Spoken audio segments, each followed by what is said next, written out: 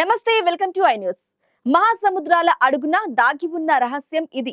Bahamas లోని Bimini దీవుల దగ్గర సముద్రపు అడుగున సుమారు 800 మీటర్ల పొడవున పర్ఫెక్ట్ దీర్ఘ చతురస్రాకారపు రాళ్లతో ఒక రోడ్డు నిర్మాణం కనిపిస్తుంది.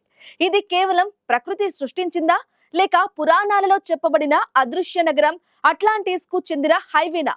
దశాబ్దాలుగా శాస్త్రవేత్తలను సైతం తికమక పెడుతున్న ఆ మిస్టరీ గురించి పూర్తి డీటెయిల్స్ చూద్దాం.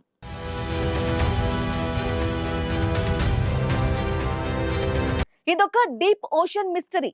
బహమాస్ లోని నార్త్ బిమిని ఐలాండ్స్ పక్కన 20 ఫీట్ల డెప్త్ లో దాగి ఉన్న అద్భుతం. దీని పేరే ద బిమిని రోడ్. ఇది దాదాపు 800 మీటర్ల పొడవున పర్ఫెక్ట్ రెక్టాంగిల్ షేప్ లో ఉన్న పెద్ద రాళ్లతో చేసిన రోడ్డులా కనిపిస్తుంది.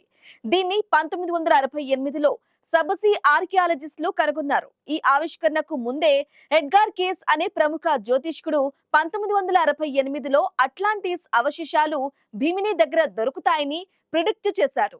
అందుకే చాలా మంది దీనిని అట్లాంటిస్ నగరానికి చెందిన హార్బర్ లేదా మైన్ హైవే అని గట్టిగా బిలీవ్ చేస్తారు. కానీ సైంటిస్ట్ మాత్రం దీన్ని ఒప్పుకోరు. వారి థియరీ ప్రకారం ఇది సహజ సిద్ధమైన నిర్మాణం. ఇది బీచ్ రాక్ అనే సున్నపురాయి. సముద్రపు ఒడ్డున ఇసుక, రాళ్ళు, ముక్కలు గట్టిపడి ఒక పెద్ద పీస్ గా తయారయ్యాయి.